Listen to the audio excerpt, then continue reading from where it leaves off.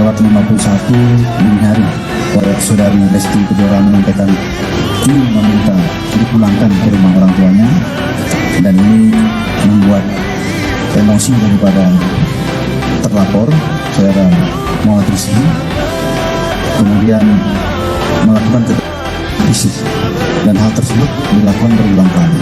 Pada pukul 09:47 pagi hari, di mana saudara Muhammad Rizky melakukan kekerasan dengan berusaha menarik tangan korban ke arah kamar mandi, kemudian timnya ke lantai dan dilakukan berulang kembali.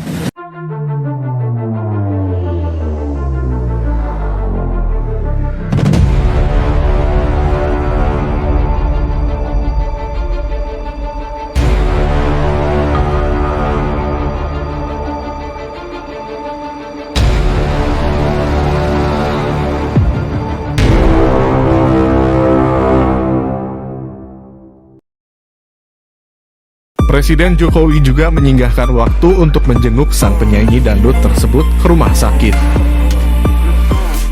Hoak Jokowi kunjungi Lesti Kejora, mau provokasi Aremania. Ditulis oleh X Hardy.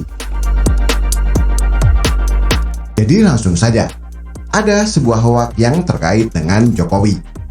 Video ini disebarkan di Facebook, dan parahnya sudah ditonton sampai jutaan kali. Ini terkait dengan kasus yang dialami Lesti Kejora yang berada di rumah sakit. Lalu dinarasikan bahwa Jokowi mengunjungi orang ini. Narasinya adalah Presiden Jokowi jenguk Lesti Kejora di rumah sakit tanpa kehadiran Rizky Bilar.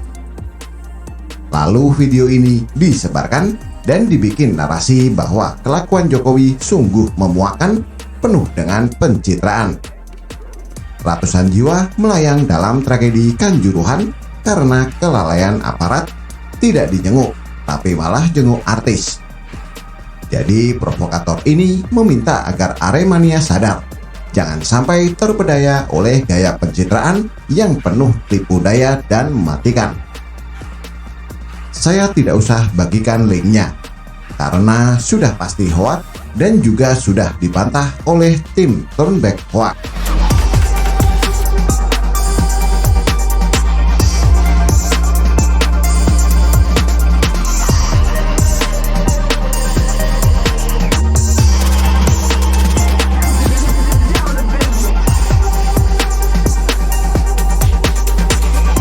Foto Jokowi yang menjenguk Lesti adalah hasil editan.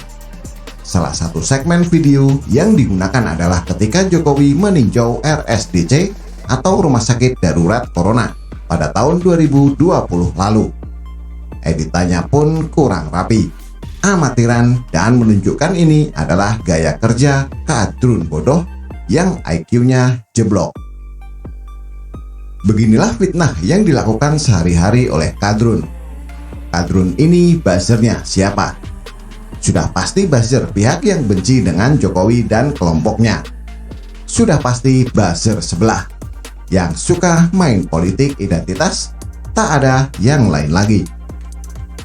Dimulai dari bikin video hoak yang bombastis tapi ngibul, lalu disebarkan ke media sosial dan WhatsApp. Ditambah dengan narasi tambahan yang penuh kebencian dan provokasi. Dan jangan heran, banyak yang percaya dan ikut terprovokasi dan marah-marah. Ingat gak data IQ rata-rata yang pernah saya jelaskan bahwa dari 11 negara di Asia Tenggara, IQ rata-rata penduduk Indonesia ada di posisi 10. Nomor 2 terbawah hanya menang dari Timor Leste, itu pun IQ sama besar. Miris, tapi itulah faktanya. Mereka inilah yang gampang dihasut, ditipu, dikibuli, diperdayai, diprovokasi, digerakkan untuk melakukan apapun sesuai kepentingan bohir politik. Itulah kadrun. Memang pasti ada yang IQ tinggi. Pasalnya, itu adalah IQ rata-rata. Tapi yang memang IQ rendah, di dalamnya pasti ada gerombolan kadrun sampah yang sudah bodoh, penuh kebencian pula. mereka sampah masyarakat yang harusnya dimusnahkan saja ketimbang bikin rusuh dan memecah belah masyarakat. Dalam politik, tidak heran kalau kaum ini didominasi oleh kelompok sebelah. Ditipu pakai janji manis dan agama. Mereka percaya begitu saja. Mereka gagal terus dengan usaha menjatuhkan Pak Jokowi, tapi tetap aja gigih dan ngotot menyebarkan hoak murahan yang editannya kampungan. Sampai segitunya mereka berbuat jijik seperti itu. Padahal hoak tidak pernah memenangkan mereka.